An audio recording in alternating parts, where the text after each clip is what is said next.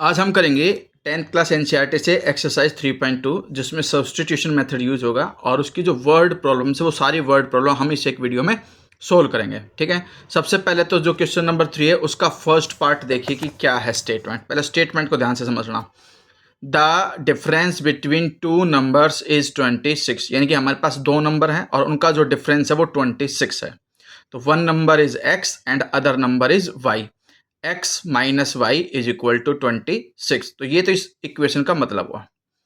फिर one number is three times the other, यानी कि एक नंबर जो है हमारे पास वो थ्री टाइम्स ऑफ अदर है। तो ये स्टेटमेंट होने के बाद हमें फाइंड करना है उनको। तो पहले हम क्या लिखेंगे, let the two numbers are x and y such that x is greater than y, यानी कि हम ये कंडीशन लेकर के चले कि भाई x और y दो नंबर है जिसमें से एक नंबर ग्रेटर है दूसरे नंबर से। One number is greater then other, क्योंकि डिफरेंस तभी निकलेगा जब एक ग्रेटर हो और एक स्मॉलर हो। फिर लिखो according to question difference between two number is 26। इसका मतलब जो ग्रेटर नंबर है उसमें से स्मॉलर नंबर को माइनस कर दोगे तो जो डिफरेंस है 26 वो आ जाएगा। तो ये इक्वेशन 1 बन गई। इसके बाद हमारे पास जो नेक्स्ट कंडीशन है वो ये कहता है कि वन नंबर यानी कि जो ग्रेटर नंबर होगा वो थ्री टाइम्स ऑफ अदर होगा। अदर नंबर वाई मान करके चले हैं, जो स्मॉलर है उसी को थ्री से मल्टीप्लाई करेंगे तभी वो ग्रेटर वाले के इक्वल हो सकता है। इसलिए मैंने X is equal to three Y लिया और इक्वेशन 2 आ गई। ठीक है, सब्स्टिट्यूशन मेथड में हम क्या करते हैं, एक वेरिएबल की वैल्यू निकालेंगे दूसरे वेरिएबल की टर्म में, लेकिन यहां तो ऑलरेडी x की वैल्यू y की टर्म में निकली हुई है इक्वेशन 2 में। तो हम क्या कर सकते हैं, यूज इक्वेशन 2 इन इक्वेशन 1। हम इक्वेशन 2 को इक्वेशन 1 में यूज कर सकते हैं और यूज करने के बाद हमारे पास कंडीशन क्या आ जाएगी, देखो ये x है, x की जगह पे मैं 3y लिख सकता हूं। तो यहां पे मैंने क्या लिख दिया, 3y। फिर माइनस का साइन, y है ही आपके पास माइनस में और इक्वल टू में क्या है 26। इस तरह से 3y माइनस वाई करने पे हमारे पास जो वैल्यू आई वो 2y आ जाएगी इज इक्वल टू 26। अब यहां से जो 2 है उसको अगर हमें रिमूव करना है तो दोनों तरफ या तो 2 से डिवाइड कर दो या फिर इस वाले 2 को इक्वल टू के उधर लेके जाओगे तो 26 के अपॉन में लिख दो। तो y की वैल्यू आ जाएगी 26 डिवाइडेड बाई 2। 2 1 जा 2, 2 1 जा 2, 2 3 जा 6। तो y क्या आ गया आपके पास 13। ठीक है, y 13 आ गया। फिर आप लिखोगे फ्रॉम इक्वेशन 2। इक्वेशन 2 से हमारे पास जो x है वो 3y गिवन है। तो 3 इंटू वाई की वैल्यू 13 है, तो 13 3 जा 39। तो इस तरह से हमारे पास जो x है वो तो आ गया 39 and y is equal to 13। ये हमारे पास फाइनल आंसर है। अब हम आते हैं सेकंड पार्ट पर, जो क्वेश्चन नंबर 3 है उसके सेकंड पार्ट पे। सेकंड पार्ट के स्टेटमेंट को अब हम समझेंगे ध्यान से। इसमें हमारे पास स्टेटमेंट ये है, the larger of to supplementary angles. पहले तो इसमें जो टर्म आई सप्लीमेंट्री, इसका मतलब है two angles whose sum is 180 degree are called supplementary, यानी कि दो एंगल जिनका एडिशन करें इक्वल में 180 डिग्री आ जाए वो सप्लीमेंट्री कहलाते हैं आपके पास। फिर आगे क्या कहते हैं कि the larger of to supplementary angles exceeds the smaller by 18, यानी कि जो लार्जर नंबर है उसमें से अगर मैं स्मॉलर नंबर को माइनस कर दूं तो डिफरेंस 18 का आ जाएगा। Exceeds the smaller by 18 का मतलब यही है कि X minus Y is equal to 18 if X is greater than Y. Find them, अब हमें फाइंड आउट करना है। ठीक है, तो आप इसमें स्टेटमेंट ये लिखोगे, let the two supplementary angles are X and Y where X is greater than, क्योंकि यहाँ भी हम क्या करते हैं एक्स को वाई से ग्रेटर मान करके चलते हैं, क्योंकि एक्स सीट्स बाई 18 है तो एक ग्रेटर होगा एक स्मॉलर होगा। फिर आप लिखोगे अकॉर्डिंग टू क्वेश्चन। देखिए सप्लीमेंट्री एंगल्स है तो दोनों एंगल का जो एडिशन होगा वो 180 डिग्री होगा, ये इक्वेशन 1 आ जाएगी। फिर larger number exceeds the smaller, तो माइनस करोगे स्मॉलर को बाई 18 तो इक्वल टू में 18, ये इक्वेशन 2 आ गई। अब हम सब्स्टिट्यूशन मेथड का यूज करेंगे। सब्स्टिट्यूशन में क्या होता है कि हम कोई भी एक इक्वेशन सेलेक्ट करेंगे, तो फ्रॉम इक्वेशन 2, इक्वेशन 2 से हमने x की वैल्यू निकाल दी, x इज इक्वल टू 18 तो है ही इक्वल में, y माइनस है, राइट साइड में जाएगा प्लस y हो जाएगा, और इसको हम इक्वेशन नंबर 3 मानेंगे। फिर हम लिखेंगे यूज इक्वेशन 3 इन इक्वेशन, ध्यान रखना 2 से हमने यूज करके 3 इक्वेशन बनाई है, इसलिए 2 में पुट नहीं करेंगे, हम पुट करेंगे इक्वेशन 1 में।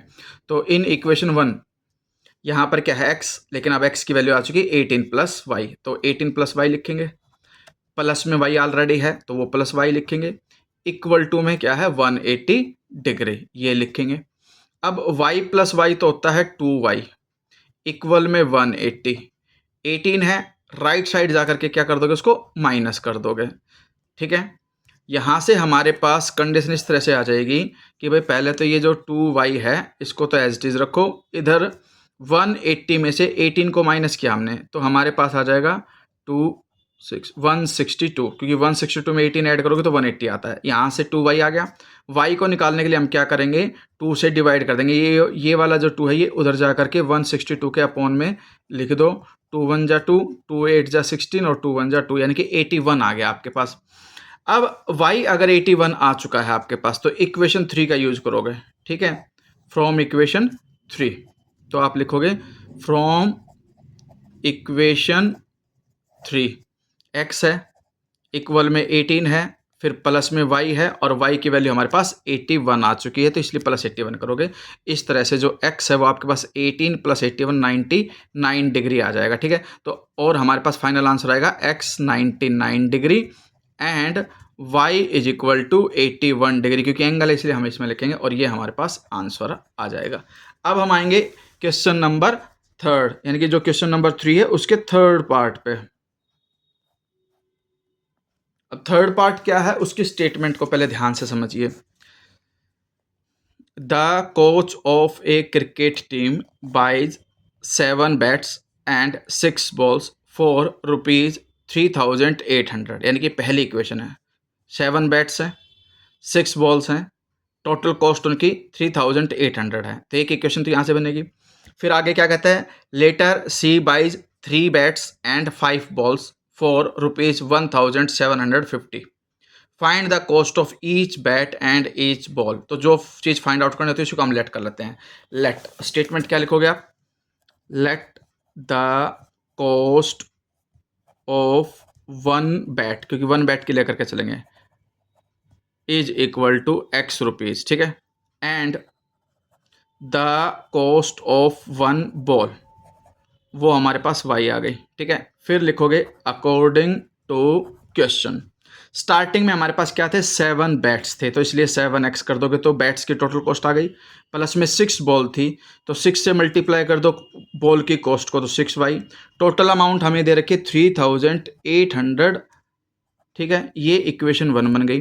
फिर आगे कहता है कि लेटर सी बाई 3 बैट्स, तो 3 इंटू एक्स, ये बैट्स की कॉस्ट हो गई, प्लस आपके पास 5 बॉल्स हैं तो इसलिए 5y इज इक्वल टू में टोटल अमाउंट हमें गिवन है 1,750 रुपीज़, इक्वेशन 2। जब इक्वेशन 1 और इक्वेशन 2 बन जाए तब दोनों में से किसी भी एक इक्वेशन को सिलेक्ट करोगे, क्योंकि ये कंडीशन जो हम सोल्व कर रहे हैं वो सब्स्टिट्यूशन मेथड पे हम कर रहे हैं, इसलिए हम सब्स्टिट्यूशन मेथड का ही यूज करेंगे हर क्वेश्चन में इसमें। तो हमारे पास फ्रॉम इक्वेशन 2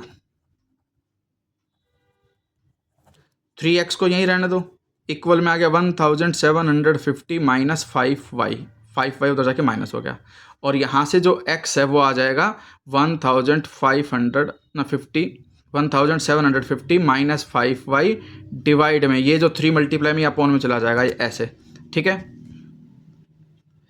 अब ये कंडीशन आने के बाद अब हम इक्वेशन 1 में यूज करेंगे, तो इसमें आप क्या लिखोगे, फ्रॉम इक्वेशन 1, क्योंकि इक्वेशन 2 से तो हमने वैल्यू निकाली है, तो आप लिखोगे फ्रॉम इक्वेशन 1, आपके पास क्या है 7 है, इनटू में x है 1750 minus 5y divided by 3, plus में 6y है, इक्वल टू में 3,800 है, ये हो गया।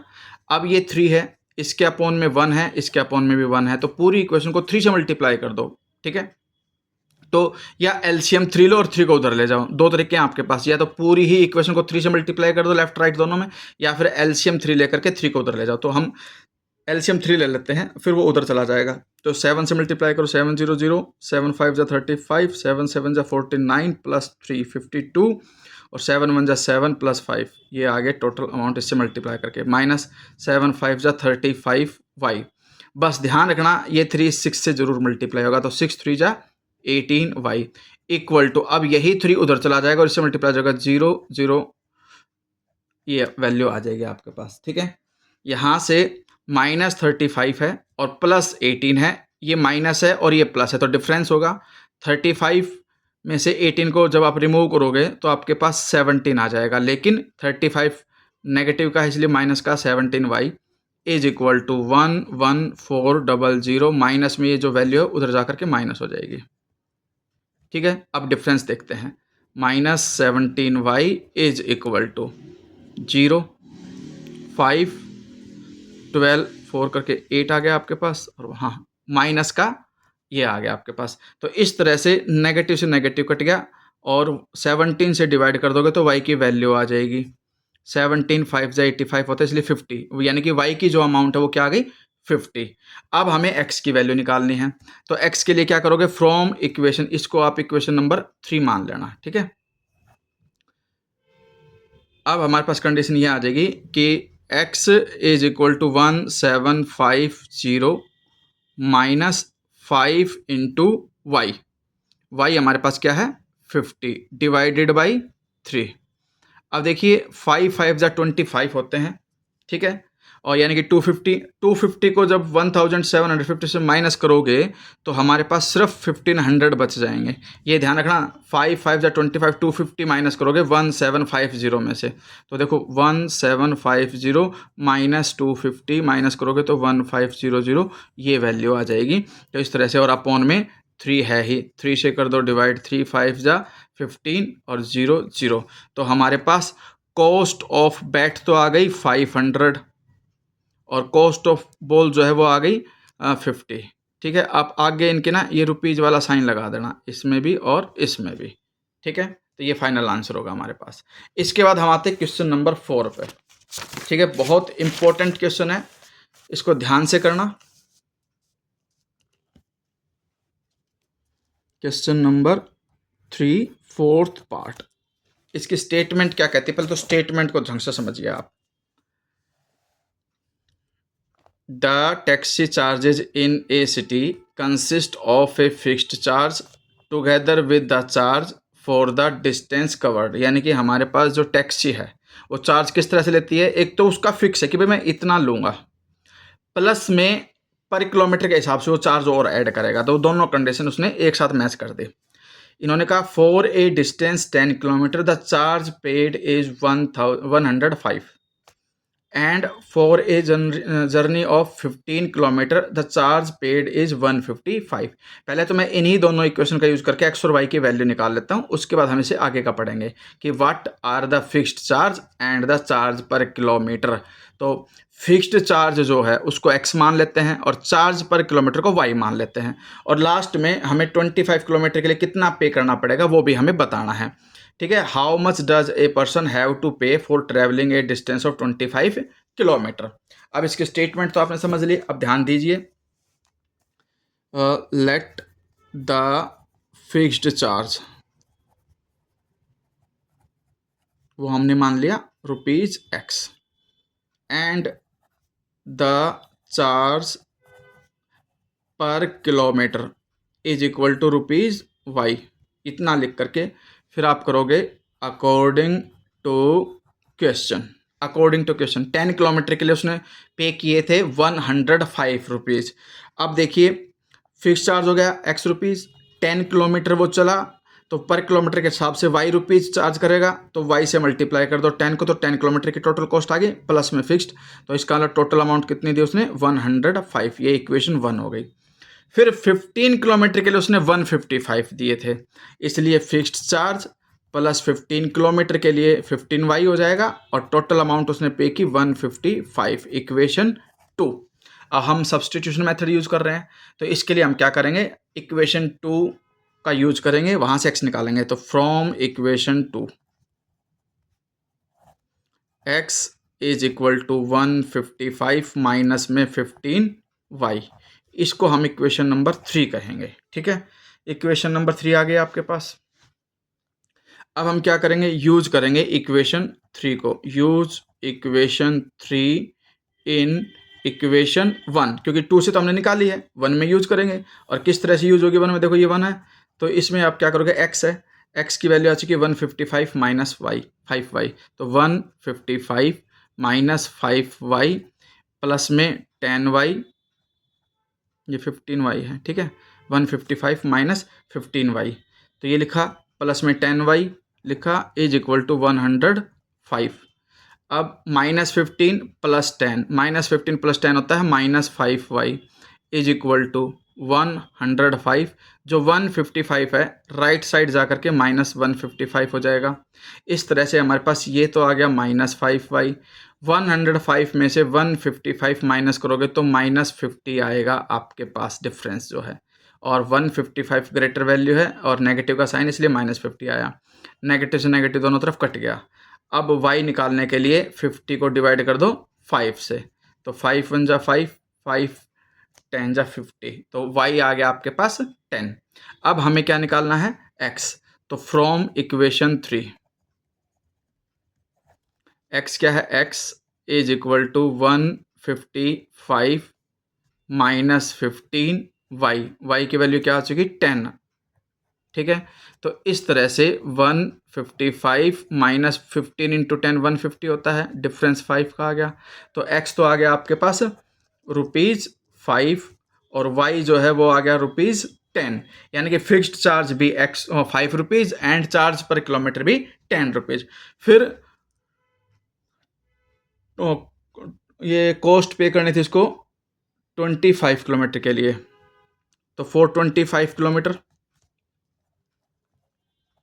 ही हैज़ टू पे। जैसे कि आपके पास है x, तो फिक्स चार्ज हो गया, 25 किलोमीटर गए, y उससे मल्टीप्लाई करोगे, इज इक्वल टू जो x है वो तो 5 है, प्लस 25 y की वैल्यू 10 है। तो इस तरह से ये आ गया 5 प्लस 25 इंटू 10 250, और टोटल ऐड करके क्या आ गया 255, यानी कि उसे कितना पे करना पड़ेगा 25 किलोमीटर के लिए, 255। ये हमारे पास फाइनल आंसर होगा। ठीक है, अब हम क्या करेंगे, क्वेश्चन नंबर 5, जो क्वेश्चन नंबर 3 का 5th पार्ट है वो करेंगे, फ्रैक्शन से रिलेटेड है। अब फ्रैक्शन वाले क्वेश्चन में क्या करना था उनको समझिए ध्यान से। A fraction becomes 9/11 if 2 is added to both the numerator and denominator, यानी कि एक न्यूमरेटर हो गया एक डिनोमिनेटर हो गया, दोनों में हमने 2 ऐड किया, फ्रैक्शन जो आएगा वो 9/11 आएगा। पहले हम इसी की इक्वेशन को लिखते हैं। ठीक है, जब भी फ्रैक्शन वाले क्वेश्चन हो तो आपको ना कुछ चीज़ें फिक्स रखनी है, और वो क्या फिक्स रखनी है उनको देखिए, कि let numerator is equal to x and denominator be y, therefore fraction बनेगा फिर आपके पास numerator divided by denominator, fraction होगा। फिर अकॉर्डिंग टू क्वेश्चन चलेंगे, if 2 is added to both numerator and denominator, यानी कि जो न्यूमरेटर है उसमें भी 2 ऐड करेंगे, जो डिनोमिनेटर है उसमें भी 2 ऐड करेंगे, इट बिकम्स 9/11, तो 9/11। ठीक है, विच एम्प्लॉयज का साइन लगाओगे, या इसको ऐसे करो, विच एम्प्लॉयज क्रॉस मल्टीप्लाई कर दो, 11 इधर जाएगा, 11 into X plus 2 is equal to 9, Y plus 2 9 के साथ मल्टीप्लाई हो जाएगा, ब्रैकेट में लिख दो। अब 11 इंटू एक्स तो 11x प्लस 11 2 जा 22 is equal to 9y plus 9 2 जा 18। इस तरह से ये आ गया 11x, 9y लेफ्ट में आके माइनस का 9y इज इक्वल टू 18, और जो 22 है राइट साइड में जा करके -22। ठीक है, 11x माइनस 9y, ये तो इक्वेशन लेफ्ट में रह गई, इक्वल में आपके पास -4, ये इक्वेशन 1 बन गई। ठीक है, अब हम इक्वेशन 2 बनाएंगे। इक्वेशन 2 में क्या कहता है, ये ध्यान से पढ़िए उसको। अब if 3 is added to both the numerator and denominator, यानी कि अब हम 3 ऐड करेंगे न्यूमरेटर में भी डिनोमिनेटर में भी, इट बिकम्स 5/6, तो 5/6 फ्रैक्शन बन जाएगा। Find the fraction find out करना है। तो इसमें क्या था, न्यूमरेटर में ऐड करेंगे 3, डिनोमिनेटर में ऐड करेंगे 3, इट बिकम्स 5/6। क्रॉस मल्टीप्लाई करते हैं, यानी कि हमारे पास जो अब कंडीशन है वो ये बनेगी कि भाई x + 3 upon y + 3 is equal to 5/6। Cross multiply कर दो तो ये 6 इधर चला जाएगा, 6 into x + 3 equal to y + 3 चला जाएगा 5 के साथ। अब 6x + 3y ना 3 6 18 इज इक्वल टू 5y + 15।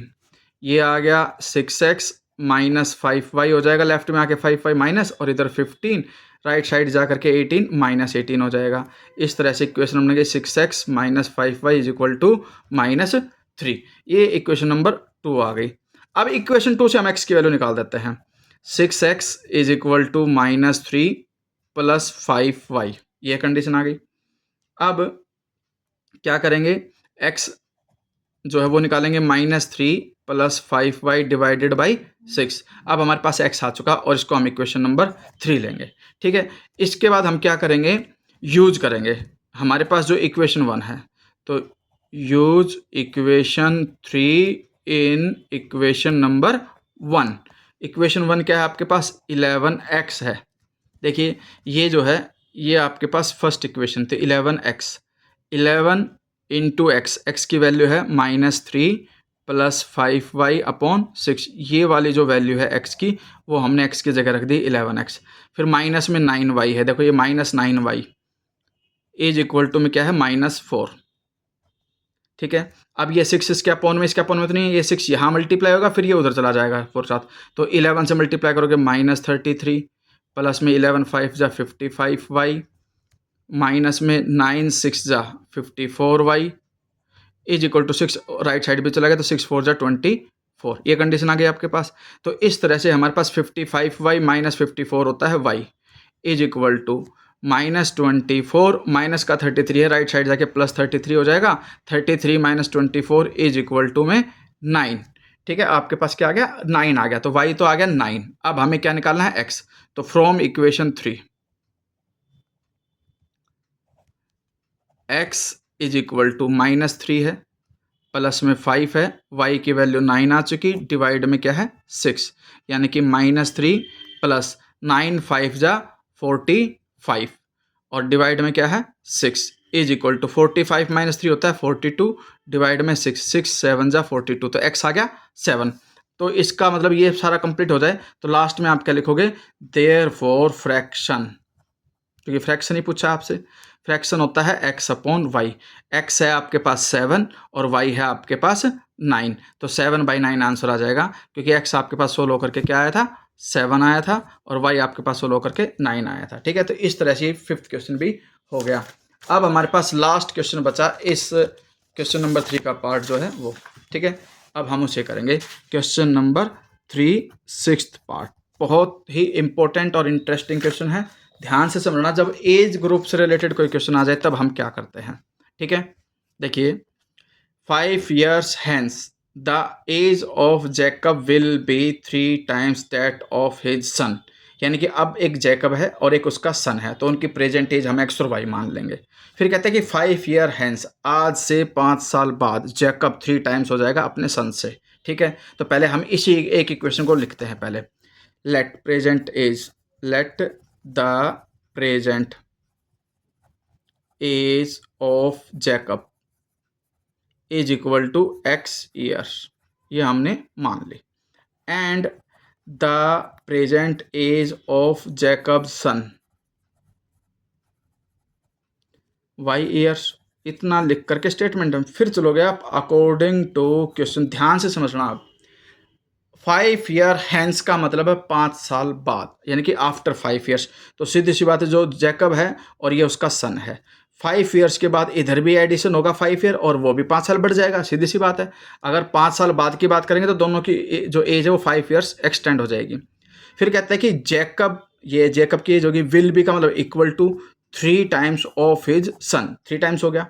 अब यहाँ से x + 5 is equal to 3 into Y, 3y plus 3 5 जा 15, फिर x 3y लेफ्ट में आ गया, -3y इज इक्वल टू 15 -5, क्योंकि 5 राइट में जाएगा माइनस हो जाएगा, और ये x -3y is equal to 15 - 5 10। Equation 1 आ गई, एक कंडीशन आ गई। ठीक है, इसके बाद हम निकालेंगे अब इक्वेशन नंबर 2। इक्वेशन 2 के स्टेटमेंट को पढ़िए अब क्या है। आगे कहता है 5 years ago Jacob's age was 7 times that of his son, कि जो जैकब की एज थी वो 7 टाइम्स थी। What are their present age, वो निकाल दिया हमें। ठीक है, यानी कि ये जैकब हो गया, ये उसका सन हो गया। 5 year ago का मतलब दोनों 5 साल जो एज है उनकी रिड्यूस हो जाएगी, कम हो जाएगी।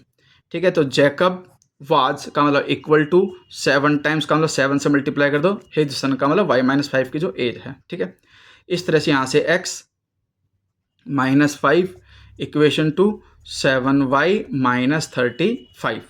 7y को इधर ले जाओ, x -7y is equal to -35, -5 है उधर जाके +5 हो जाएगा, और x -7y is equal to -30। Equation 2 आ गई। अब इक्वेशन 1 आ गई, इक्वेशन 2 आ गई। ठीक है, हम इक्वेशन 1 से भी x की वैल्यू निकाल सकते हैं, इक्वेशन 2 से भी निकाल सकते हैं, दोनों से निकाल सकते हैं। तो हम अभी तक इक्वेशन 2 से निकाले थे, इस क्वेश्चन में हम इक्वेशन 1 से निकालते हैं। तो from equation 1 x is equal to 10 + 3y। ठीक है, ये कंडीशन आ गई। और ध्यान रखना, इससे भी निकालोगे x की वैल्यू तो -30 + 7y आएगी, तो वो इक्वेशन 1 में रखनी पड़ेगी। अब इक्वेशन 1 से निकाले तो इक्वेशन 2 में रखनी पड़ेगी। इसको हमने इक्वेशन 3 माना। फिर आप क्या करोगे, यूज इक्वेशन 3 इन इक्वेशन 2, क्योंकि आप इक्वेशन 1 से वैल्यू निकाली इसलिए हम 2 में पुट करेंगे। अब 2 में क्या है आपके पास, x है। ठीक है, x की वैल्यू आ चुकी 10 + 3y, तो ये वैल्यू यहाँ x की जगह रिप्लेस होगी। तो x जो है वो हो गया 10 + 3y is equal to, minus में क्या है 7y, तो -7y लिखोगे, इक्वल टू में है -30। ठीक है, इस तरह से हमारे पास ये कंडीशन हो गई। अब 3y - 7y होता है -4y, इधर -30, 10 भी राइट साइड में जाकर के माइनस का ही हो जाएगा। -4y इज इक्वल टू -30 - 10 होता है -40, माइनस से माइनस दोनों तरफ कैंसिल। y की वैल्यू निकालने के लिए 44 है, डिवाइड में कर दो 10, तो y कितना आ गया 10 ईयर्स, यानी कि जैकबसन की एज जो है वो 10 ईयर्स आ गई। ठीक है, फिर हम करेंगे इक्वेशन 3 का यूज, फ्रॉम इक्वेशन 3। ठीक है, आप लिखोगे फ्रॉम इक्वेशन 3, ये इक्वेशन नंबर 3 है। x is equal to 10 + 3y, तो x is equal to 10 + 3y की वैल्यू हमारे पास 10 आ चुकी है, इसलिए ये आ जाएगा 10 + 3 10 = 30 विच इज इक्वल टू 40। ठीक है, अब x आपके पास कितना आ गया 40 ईयर्स, तो Jacob's present age is 40 years and his son present age 10 years. ठीक है, आप चेक भी करना चाहो तो कर सकते हो कि भाई 5 ईयर हैंस 5 साल के बाद ये 15 साल का हो जाएगा, और वो 45 ईयर्स, 50 ईयर्स का 3 टाइम्स जो 45 ईयर्स होता है, इसका कंडीशन मैच हो रही है, हमारे पास करेक्ट है। इस तरह से 3.2 जो सब्स्टिट्यूशन मेथड के जितने भी वर्ड प्रॉब्लम थे वो हमने कर लिए। चैनल को शेयर सब्सक्राइब जरूर करें। धन्यवाद।